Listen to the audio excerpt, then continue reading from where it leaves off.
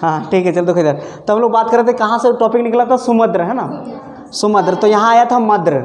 तो मद्र क्या कौन है, तो मद्र मतलब ये कौन थे, मद्र जो है मद्र नरेश, अर्थात ये माद्री जो है ना उसका भाई कौन थे, शैल्य। मद्र जो थे मद्र नरेश कौन थे, शैल्य।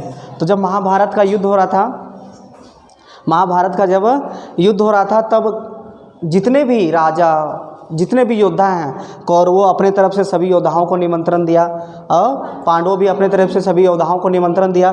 तो शैल्य जो है वो जितने आसपास के जितने राजा हैं, चूँकि सारा जो है दो गुट में बट गया था, एक तरफ कौरवों एक तरफ पांडवों, एक तरफ दुर्योधन का पार्टी, ये दुर्योधन का जो पार्टी था वो अधर्म था और इधर क्या था, धर्म। मतलब ये लोग, ये लड़ाई महाभारत की लड़ाई किसके किसके बीच हो रही थी, धर्म और अधर्म, धर्म और अधर्म के बीच, है ना, धर्म और, अरे तो महाभारत तुमको छोटा लग रहा है, महाभारत का ये तुमको छोटा लग रहा है। चलिए देखो इधर, देख लो इधर। तो महाभारत का युद्ध जो हुआ था, अच्छा बताओ, इधर वाला पार्टी जो है एक महिला के साथ चिरहरण किया, चिर मतलब वस्त्र हरण किया, तो यह अधर्मी पार्टी है ना जी। और वो जो बूढ़ा जिसके बारे में तुम बात कर रहे थे वो बूढ़ा, वो भीष्म पितामह थे वो बूढ़ा जो थे ना, वो दाढ़ी मूंछ पका पका जो थे ना, हाँ सीरियल में, हाँ वो भीष्म पितामह थे। हाँ तो वो तो अच्छे आदमी थे भाई, बिल्कुल सही बात, ठीक है। तो वो फिर उनको क्यों लड़े इधर से, उसको धर्म की ओर से लड़ना चाहिए ना जी। हाँ तो ये एक्चुअली चूँकि ना ये प्रण ले चुके थे। हाँ कटप्पा ने बाहुबली को क्यों मार दिया, क्योंकि वो क्या था, वचनबद्ध थे। हाँ कटप्पा ने बाहुबली को क्यों मारा, क्योंकि वो वचनबद्ध थे, वो मजबूर थे। तो उनको जो शिवगामी उसको जो आदेश देती थी, है ना, वो वही।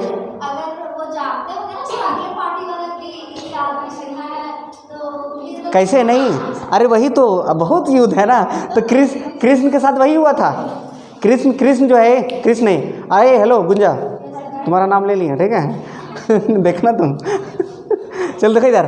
तो यहाँ पे अर्जुन के साथ वही हुआ था। अर्जुन जब देखा ना, देखिए अर्जुन का जो मास्टर था, टीचर, उसका नाम था द्रोणाचार्य, वो भी इधर ही था। और अर्जुन किधर थे, इधर, ठीक है। अब बताओ, अब हम एक तरफ हम है, एक तरफ तुम है, तो तुम हमको मार पाओगे, मार मतलब मारना चाहोगे, हाथ भी उठाना चाहोगे, मारने के लिए सोचेगे भी नहीं सोचोगे। तो जो देखो अर्जुन जो है बहुत विशाल योद्धा बना, एकदम विश्व प्रख्यात योद्धा बना, किसके कारण, अपने गुरु के कारण, द्रोणाचार्य के कारण। अब इनसे भी इनको युद्ध करना पड़ा, क्यों, तो यही हो गया था, इनको क्या हो गया था, ये विषाद हो गया था। इनको ये सोचे ना कि अब हम नहीं लड़ेंगे, ठीक है, ये बोले ना कि हम नहीं लड़ेंगे, अपना आदमी कैसे मारेंगे हम, समझे। तब यहाँ कृष्ण जो है इसको समझाए, और जो समझाए ना उसी को गीता, श्रीमद् भगवत गीता कहते।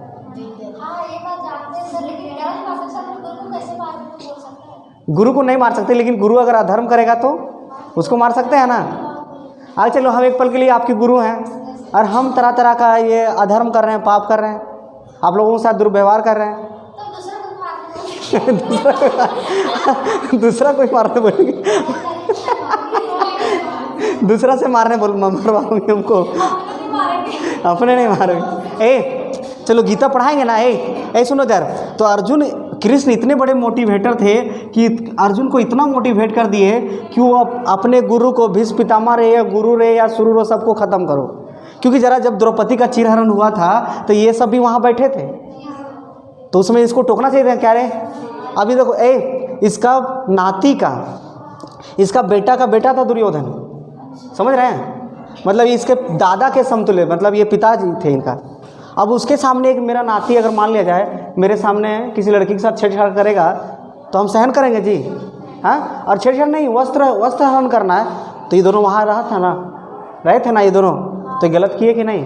तो अर्जुन वही बोलते हैं, कृष्ण समझाते हैं, जिसको तुम गुरु मान रहे हो, जब तुम्हारी पत्नी का चिरहरण हो रहा था, वस्त्र हरण, तो इन लोगों ने आवाज़ क्यों नहीं उठाया, अब बताओ। तो सब कुछ किस पे टिका हुआ है, कर्मों पे टिका हुआ है, समझे। अब बहुत सारा लॉजिक है, गीता जब पढ़ाएंगे तो गीता बताएंगे तो आपको पूरा एकदम ये सब कुछ एकदम फीका फीका लगने लगेगा सच में कोई किसी का नहीं है, अपना तो कोई है ही नहीं है, मेरा शरीर मेरा खुद का नहीं है कि नहीं। तो बहुत सारी चीज़ें, तो मैं बात कर रहा था क्या, मद्र। तो ये क्या था, शैल्य किसके तरफ से युद्ध करने आ रहे थे, मामा किसके थे ये, पांडवों के मामा थे ना। किसके मामा थे, पांडवों के मामा थे। मतलब पंडु जो है 2 शादी किए थे। पंडु कितने शादी किए थे, 2 शादी किए थे। तो एक तो पहला कौन, युधिष्ठिर, भीष्म, अर्जुन, नकुल और सहदेव जो थे वो दूसरी पत्नी माद्री के गर्भ से उत्पन्न हुए थे। कौन, नकुल और सहदेव, समझे। तो ये शैल्य कौन हुए, पांडवों के मामा हुए। तो पांडव जो युद्ध करने के लिए आ रहे थे, किन के तरफ से, अपने भांजा की तरफ से युद्ध करने आएंगे ना, किधर से। तो क्या किया, दुर्योधन ने चाल चला, ये तभी नहीं अधर्मी से है। हाँ, इसको क्या किया, बीच बीच में ना जब ये आ रहे थे अपने मार्ग पर, तो बीच बीच में इनका सेवा सत्कार किया गया था। किनके द्वारा, दुर्योधन के द्वारा, ठीक है। बोले यहाँ आया, यहाँ रुकने का व्यवस्था ठहरा दिया, यहाँ भी रुकने, यहाँ सेवा सत्कार। बोले हाँ देखो, तो ये शैल्य पूरा खुश होकर देखा, और उसके साथ जितने भी योद्धा थे इसके साथ और भी आज देखा, मेरा भांजा जो है मेरे लिए कितना मेरी सेवा करता है। हम उसको पता चल गया, मैंने तो बताया भी नहीं था कि मैं इस रास्ते से आ रहा हूँ, फिर भी मेरा जो भांजा है युधिष्ठिर, देखो हाँ, धर्मराज युधिष्ठिर जो है मेरी सेवा के लिए इतना तत्पर रहते हैं। लेकिन वो सेना किसकी थी, दुर्योधन की थी। हाँ, और सेना लोग बोल भी नहीं रहा है कि हम किसकी सेना है सो। हाँ देखो, ये चाल है, यही रणनीति है। तो हुआ क्या, जब ये अचानक जब यहाँ पड़ाव में ये रुके थे एक जगह पड़ाव में, तो दुर्योधन चले गए मिलने के लिए। तो बोले मद्र नरेश, बोले शैल्य, दुर्योधन मेरे पास आया है। जा रहे थे किधर, युद्ध करने के लिए, अर्जुन की तरफ से, लेकिन यहाँ चले गए कौन, दुर्योधन।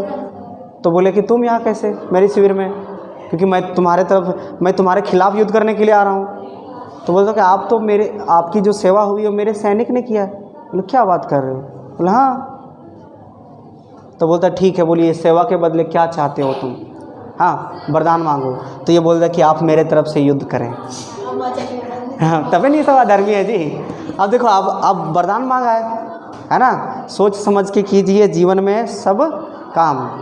वचन दिया सोचा नहीं, होगा क्या, लाइन बोलने दो। वचन दिया सोचा नहीं, होगा क्या परिणाम, सोच समझ के कीजिए जीवन में सब काम, है ना। वचन तो दे देते हैं। अब शंकर भगवान किसको वचन दे दिए थे, भस्मासुर को।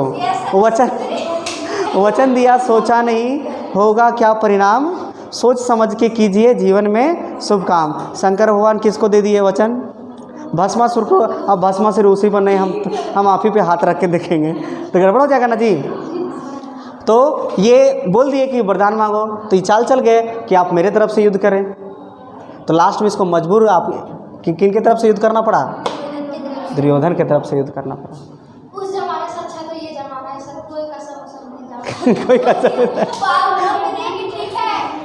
तुम्हारे साथ है, बाप से साथ नहीं वैसा। लेकिन इसमें बहुत घाटा भी तो है, समझे। इसमें बहुत घाटा भी है, कुछ फायदे भी है, कुछ ये भी है। हाँ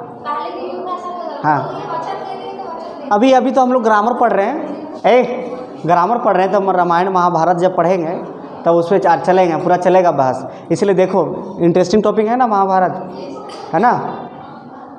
तो ये चीज़ आप लोगों को देखना है। तो सुमद्र बन जाएगा ये मद्र। हाँ, तो मद्र क्या है, राज्य हो गया ना, मद्र राज्य। तो मद्र नरेश, हम क्या तुर्बाद नरेश, हजारीबाग नरेश, बोला हजारीबाग का राजा क्या वही होगा ना। तो मद्र नरेश है।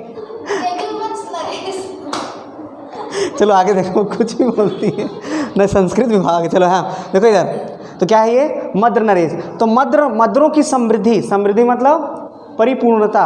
हाँ, तो मद्रों की समृद्धि हो, मद्रों की क्या हो, वृद्धि हो, ये उसका हिंदी होगा।